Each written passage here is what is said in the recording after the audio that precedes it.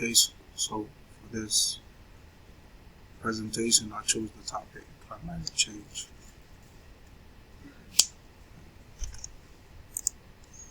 Definition of climatic change, or what is it?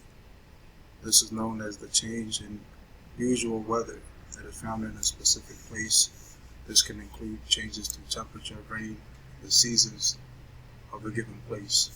According to NASA.gov, this can also be known as the long-term change in the Earth's climate, especially a change due to an increase in the average atmospheric temperature, or whether that has been affected due to the atmosphere. That's the best way to understand this. Here in this diagram, we have what is the greenhouse effect.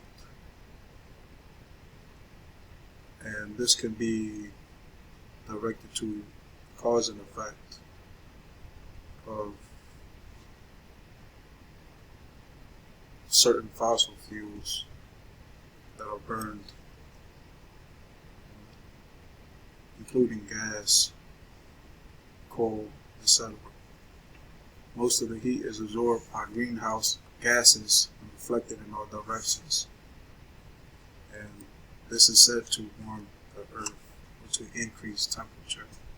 Then again, there are graphs that show the increase in carbon dioxide, and then they compare it to the temperatures that have been recorded since the 1950s.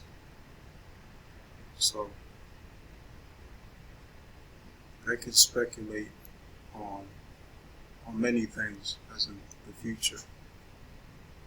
And of course there are energy efficient alternatives to certain things like transport, etc., stuff like that.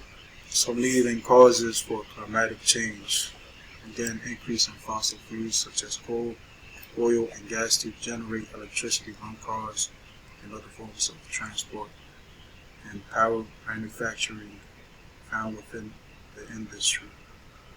The increase of carbon dioxide CO2 has increased throughout the years, and research indicates that this can be a leading cause within the climatic system. So, according to study-specific changes, sea levels rising due to warmer weather. It says some areas experience less rainwater and changes within the weather system. Again, increase in temperature during certain seasons. What do experts say?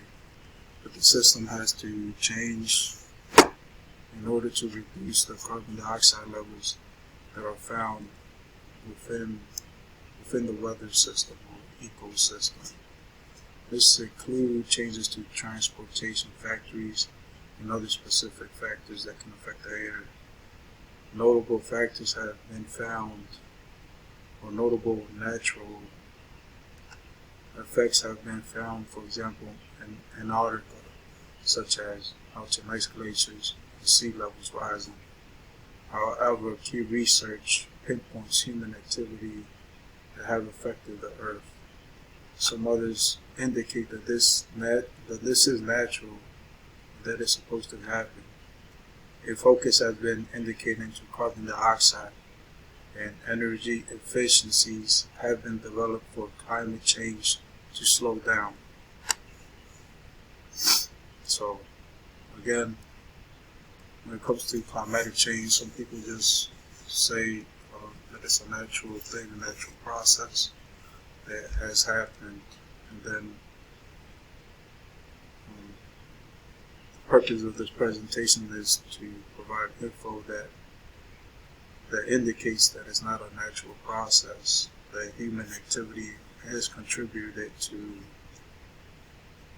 all of this.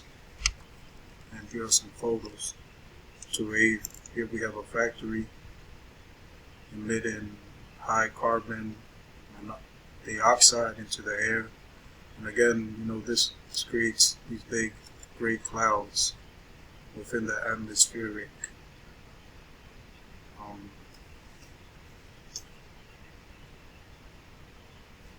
area.